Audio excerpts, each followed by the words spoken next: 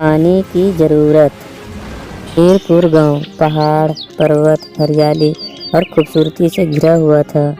वहां के लोग ज़्यादातर खेती किया करते थे। गांव के लोगों को प्राकृतिक चीज़ की कोई कमी नहीं थी। पेड़ पौधे, हरियाली। मीरपुर बहुत एक सुंदर सा गांव था। पानी पानी पानी, मुझे बहुत प्यास लगी है। मीरपुर में तो इतना पानी था, पर मुझे दूर दूर तक कुछ नहीं दिखाई दे रहा है। हरी हरी, उठो, क्यों इतना चिल्ला रहे हो? उठो। तभी हरी नींद से हड़बड़ाकर उठता है।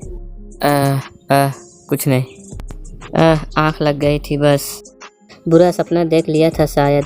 खैर छोड़ो, तुम लोग क्या कर रहे हो?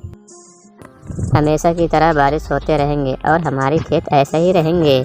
हाँ भाई, अगर मीरपुर में बारिश नहीं होगा तो कहाँ होगा। साक्षात देवताओं का वास है हमारे गांव में। कभी किसी चीज की कमी नहीं होती। गांव के कुछ लोग अपने खेतों के चौबारे के पास अपने फसलों और खेतों के बारे में बात कर रहे थे। तभी वहाँ पर गांव के बूढ़े बुजुर्ग किरोड़ी मल वहाँ आ जाते हैं और बोलते हैं, तुम्हें पता भी है आने वाला समय में सबसे बड़ा संकट पानी ही बनेगा। हो सकता है कि तीसरा विश्व युद्ध पानी की वजह से ही होगा। अभी अभी देखे बुरे सपने की वजह से हरी का ध्यान किरोड़ी मल के बातों पर जाता है। बाबा, आप कैसी बातें कर रहे हो? हमारे पास इतने सारे तालाब, कुएं और झरने हैं, ऐसे कैसे खत्म हो जाएगा? हमारे और तो चारों ओर पानी ही पानी है। वही तो समस्या है बेटा, तुम लोग समझ नहीं रहे हो। दूर जाकर देखोगे तो तुम्हें कोई झरना, कोई तालाब, कोई नदी नहीं दिखाई देगा। पर ऐसा क्यों होगा बाबा?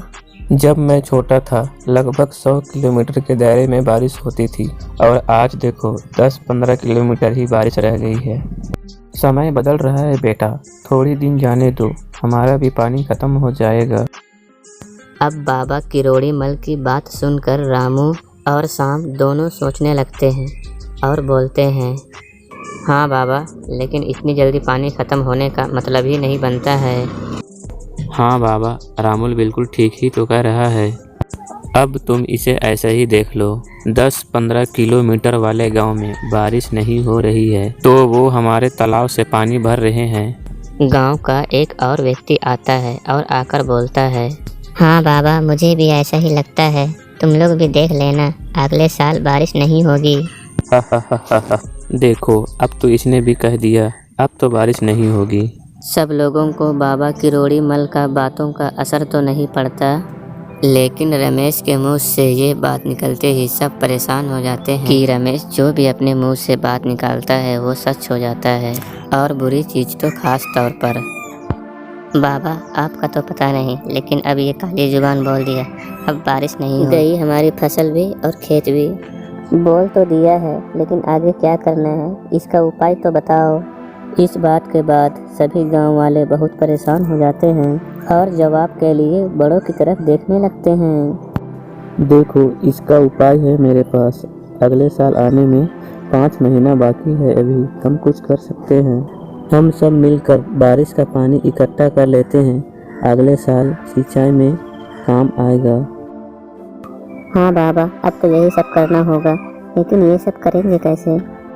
एक आदमी चिंता भरी आवाज़ में बोलता है, हाँ, लेकिन पानी को भला कैसे कोई एक जगह इकट्ठा कर सकता है? हो सकता है पानी को इकट्ठा करने के लिए गांव में तालाब और बनाने होंगे। अब गांव के सारे लोग बाबा किरोड़ी मल की कहे बातों पर सब काम में लग जाते हैं। गांव में खुदाई कर और कई सारे तालाब बना लेते हैं। सारा काम होने के बाद फिर से गांव वाले एक जगह इकट्ठा हो जाते हैं। हमने तालाब तो बना दिया है, काश अगले साल पानी की परेशानी ना हो।